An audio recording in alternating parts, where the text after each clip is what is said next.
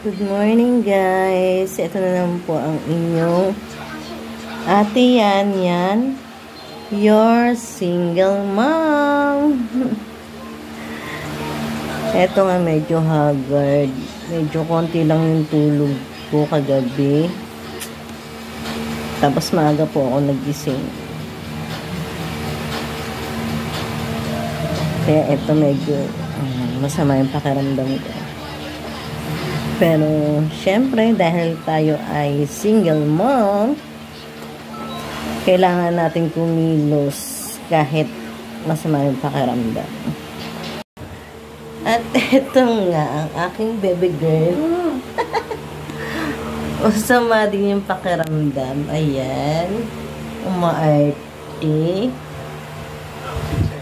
Since naghuhugas pa ng pinggan si Bunso, bisitahin natin siya. Very good. Nakahugas na. Cellphone na naman. Magaling. Ito nga pala ang aking bunsoy. Gwapo, no? Sirete mo.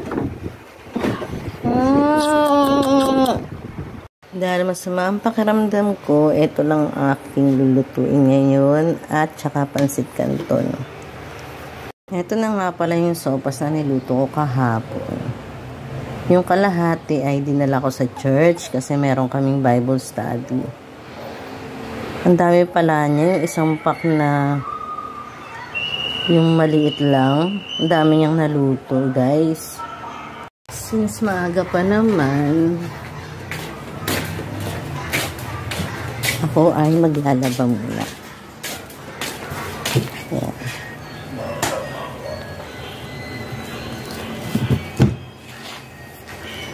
At hindi lang yan ang aking labahin. Ayan pa guys. Skuday. Nakaka-stress. Grabe. So ayun nga guys. Tapos na yung ating white. Mamaya na natin babanlawan yan. Then, nakasarang naman tong lights. Mahirap matambakan, guys. Kaya, lalabhan ko na agad. Since napakainit, hindi ko kinayag, guys. Ako po ay nahilo. Kaya, ito, magpapahangin muna tayo sa lot. Bago tayo kumilos ulit. Dahil ako po ay high blood, lahi po namin, both side, mother and father. Kaya ingat-ingat talaga.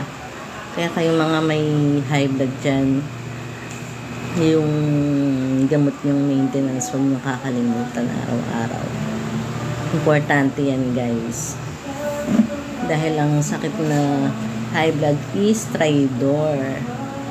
At iwas din sa mga may init, iwas din sobrang pagod. So, yun lang guys, mga ka-single moms, for today's video.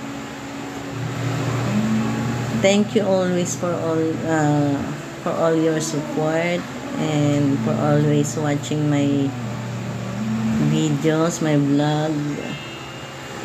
Sana hindi kayo magsawa.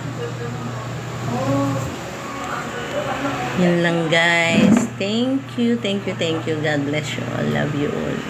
Mwah!